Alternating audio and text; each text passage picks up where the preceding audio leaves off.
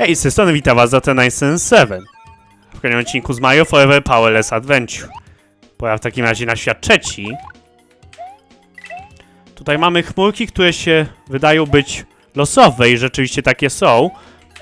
Pytałem nawet o to Quista, nie ma tutaj żadnego sematu. Czasami taka chmurka będzie szybsza, czasami wolniejsza. No i musimy po prostu liczyć na to, że będą tak jak chcemy i się do tego dostosować. No szkoda. Myślę, że byłoby jednak ciekawie, jakby to było zależne od naszego ruchu.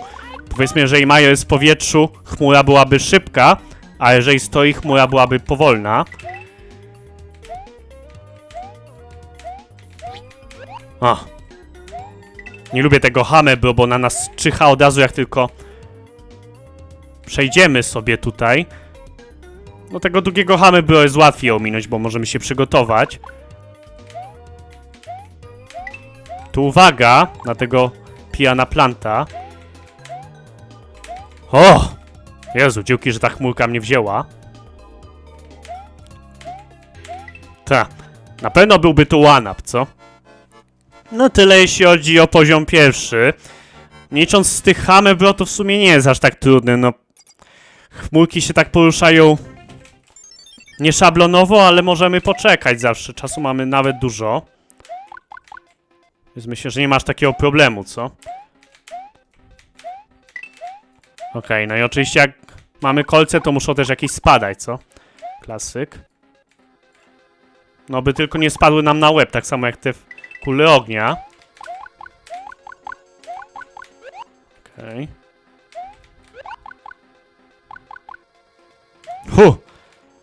No zdecydowanie najtrudniejszą częścią w tym poziomie nie są kolce jednak, a te wszystkie Piranha Planty, które strzelają kulami ognia. Szczególnie teraz, kiedy mamy mgłę, spróbuj przewidzieć, gdzie te kule ognia czasami polecą z taką widocznością. Okej, mamy checkpoint, chociaż tyle. A, to jest takie nieprzyjemne miejsce, bo ten Firebro lubi czasami wysoko podskoczyć. No to wtedy można by pomyśleć, że... Aha.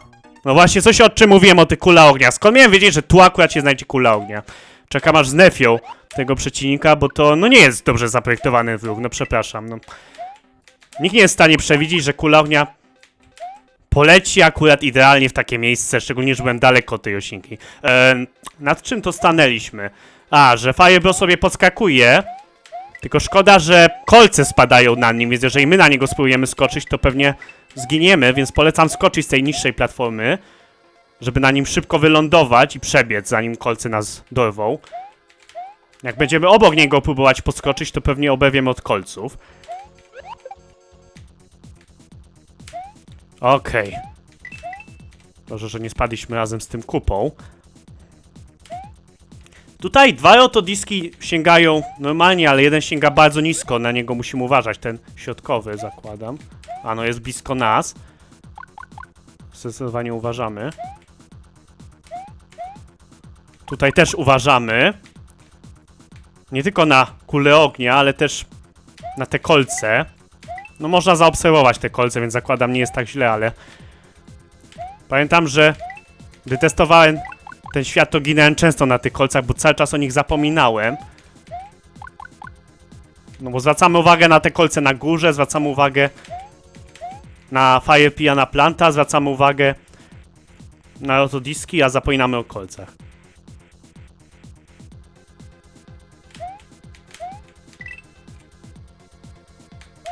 Okej. Niestety ten ostatni rotodisk czasami inaczej się wyświetla. Nie wiem od czego to zależy, ale pamiętam, że jak dochodziłem na jednym życiu bez zginięcia do tego rotodiska, to było go gorzej widać, ale nie wiem, czy to moja fantazja, czy serio jest nieco inaczej wyświetlany. Tak czy inaczej mamy Pikachu Gumby, już mogliśmy zaobserwować, co robią.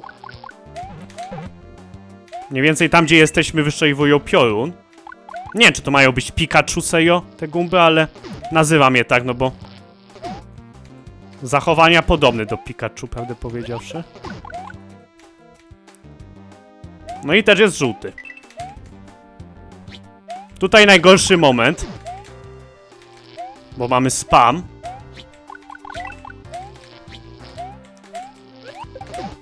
O, tutaj polecam użyć tego kupy. Nie tylko zabijemy gumpy, ale również chamy, bro. 2 pieczenie na jednym ogniu. Na te gumpy niestety skakać nie możemy, bo zginiemy, nawet jak się nie ładują. Wciąż możemy je pokonać, uderzając je tym blokiem od dołu, albo po prostu skorupą na przykład. O, tu polecam przeskoczyć górą. O. Bardzo ciężko jest skoczyć na tego hamę, by prawdę powiedziawszy nie umrzeć. Dobra, po kolei.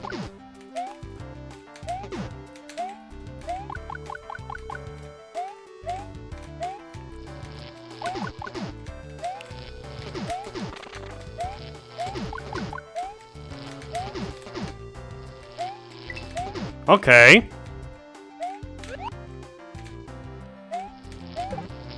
Już pewnie to zauważyliście, ale gumby te niszczą także bloki.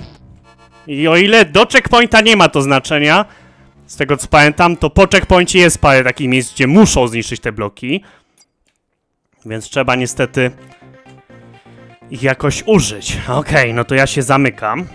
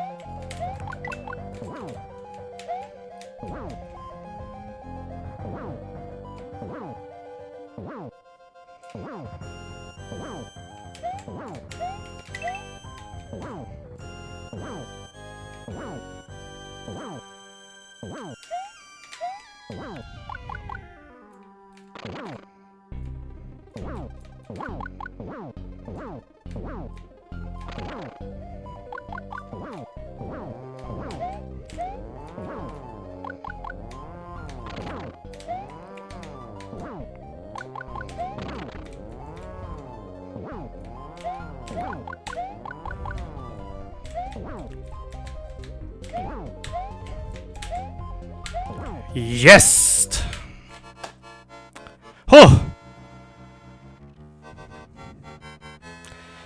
No udało się, jest to bardzo trudny poziom, gdzie cały czas nas Thwomp goni. Z tego co wiem, Thwomp ten został znerfiony w starych wersjach. Natomiast jako, że gram w 60 klatkach na sekundę, gdzie gra jest szybsza nieco tak naprawdę, to zakładam, że wychodzi na to samo w moim przypadku. Chociaż nie wiem, trzeba by porównać obok siebie te Thwompy, tak to ciężko im powiedzieć. Wezmę w tych napisach angielskich na YouTube, wpiszę jakieś podpowiedzi, bo tak mniej więcej jakiś schemat jest, po prostu ciężko jest się go trzymać. Świat czwarty wygląda groźnie, szczególnie te czołgi na lawie. No ale to oczywiście będzie na kolejny odcinek. Na razie dzięki za oglądanie, to byłoby na tyle, pora na pakiet pozdrowień. Pozdrawiam te osoby. Pola Kuczaba, Wojta Zadosa, Domagała, DP22, Nury, PS-owi, Games, Mardoreczok, PK, EPS, Nelson, Wings, Finchach, bez nazwy, Lemix, Pomidor, Cross Game, Piotan, YouTube, Nikola, XKM, X, Narzędzista, Kuprzy, Makiego, 12, KS 11, Badek, Adep, Spaki, Bacze, Fire, Player, Shifoti, 26, 3 mecze, Ja 26, Szybeczek, Mikołaj Games, Damno, Desu Zapenio, Tomek 839, Bandach 06, Fibu, Samuś, Majo Forever, Toksycznie Baka, Kabdul, Azazyś, Mastercard Kalefy, Majo Fox, Zosia Zyk, 11, Talsik Zero, Walker 678, Film Piuska, Iwsiek, Bandach z Maka, BWMK, Zokecik 893. Co się tak zawiesiłem na chwilę, ale dobra. Dzięki za oglądanie, to byłoby na tyle w tym odcinku. Trzymajcie się. Cześć!